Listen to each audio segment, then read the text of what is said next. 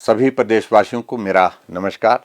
आपको विदित है, जब कोरोना पूरे देश में और हमारे प्रदेश में भी शुरू हुआ, उस वक्त हम बहुत गंभीर थे। थोड़े भी मामले आते थे तो भी हम चिंतित होते थे, लेकिन जैसे जैसे वक्त गुजरता गया हमारी वो गंभीरता कम होती दिख रही है। ये स्वाभाविक रूप से हमारे लिए बहुत बड़ी चिंता का विषय है। पिछले कुछ अरसे से, जब से अनलॉक फेज शुरू हुआ है, आर्थिक गतिविधियां शुरू हुई है, स्वाभाविक रूप से ये भी आवश्यक है हम सब के लिए कि हम काम पर निकलें, क्योंकि आर्थिकी परिवार की हो, चाहे प्रदेश की हो, चाहे देश की हो, उसको संभालने की जिम्मेवारी भी हमारी है। लेकिन आजकल की परिस्थितियों में विशेष तौर से हम अनुभव कर रहे हैं कि गंभीरता बहुत कम होने की वजह से ये संक्रमण बहुत तेजी से फैलता जा रहा है। इन दिनों में बहुत सारे आयोजन, चाहे वो शादियों के हैं, चाहे वो धार्मिक हैं, चाहे वो हमारे सोशल गैदरिंग्स हैं, उसमें लोग बेखौफ होकर के जा रहे हैं और जाने के पश्चात वहां सोशल डिस्टेंसिंग भी मेंटेन नहीं कर रहे हैं और सोशल डिस्टेंसिंग के अतिरिक्त मास्क पहन करके भी नहीं जा रहे हैं, और जिसके कारण हम ऐसा महसूस कर रहे हैं कि संक्रमण में लगातार बढ़ोतरी हो रही है। बहुत सारे मामले ऐसे आयोजन के माध्यम से हिमाचल प्रदेश में बढ़े हैं। और यह भी मैं कहना चाहता हूं, इन दिनों में जहां ये शादियों का दौर चल रहा है, प्रदेश में ठंड का प्रकोप बढ़ता जा रहा है, इस वायरस के संक्रमण के और भी ज्यादा संभावना बढ़ रही है। क्योंकि जब अब सर्दी का मौसम आता है, स्वाभाविक रूप से हम खिड़कियां, दरवाजे सभी बंद कर देते हैं। वेंटिलेशन जब नहीं होती है, अगर कोई भी उस वायरस का कैरियर एक भी आदमी कमरे के अंदर हो, हॉल के अंदर हो, वो बहुत सारे लोगों को संक्रमित कर सकता है। मामलों में बढ़ोतरी को देखते हुए हमको विवश होकर के कुछ सख्त निर्णय पिछले कल कैबिनेट में लेने पड़े हैं।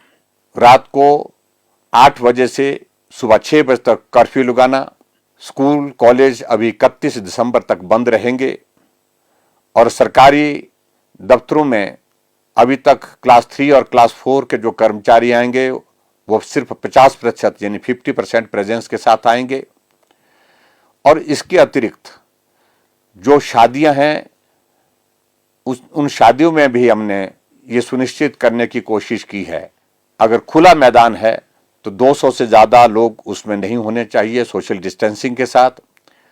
अगर हॉल है तो हॉल में किसी भी सूरत में 100 से ज्यादा लोग उसमें शामिल नहीं होंगे।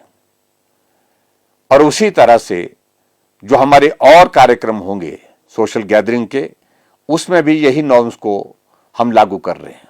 मास्क नहीं लगाने पर भी जुर्माना और बढ़ाया है, 1000 रुपए किया है।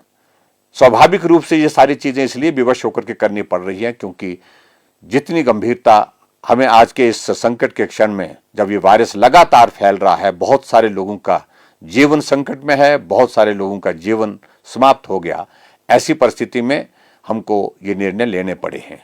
आज हमने एक और कार्यक्रम की हिमाचल प्रदेश में शुरुआत की है, हिम सुरक्षा अभियान के रूप में, और इसमें 8000 जो है हमने टीमें बनाई हैं पूरे हिमाचल प्रदेश में, जो हर घर में जाएंगी, हर गांव में जाएंगी, और गांव में जाकर के कोविड-19 के मामलों को लेकर के गंभीरता से हमको काम करना है। और इसके अतिरिक्त चाहे किसी को ट्यूबरकुलोसिस है यानी कि क्षय रोग है, चाहे किसी को लेप्रोसी है, कुष्ठ रोग है, और उसके अतिरिक्त किसी को शुगर की बीमारी है, ऐसी परिस्थिति में भी वो टीमें जाकर के सर्वेक्षण करेंगी, ताकि हमारे पास पूरे हिमाचल प्रदेश के हर परिवार के, हर व्यक्ति का एक डेटाबेस हो जाएगा, जिसके आधार पर हम आने वाले समय में बेहतर स्वास्थ्य की सुविधा देने के लिए काम करने की कोशिश करेंगे। मेरा आप सबसे फिर से विनम्र निवेदन है कि जब तक इसके लिए कोई दवाई नहीं निकलती, वैक्सीन नहीं निकलती, तब तक हमको सावधानियों के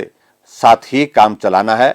और उसके लिए आवश्यक है हम मास्क पहन करके चलें, हम सोशल डिस्टेंसिंग को मेंटेन करें, अनावश्यक रूप से भीड़ का हिस्सा ना बने, और जितने भी हमारे जो उम्र दराज लोग हैं, बुजुर्ग लोग हैं, वो खास तौर से भीड़ वाले इलाके में जाने से परहेज करें।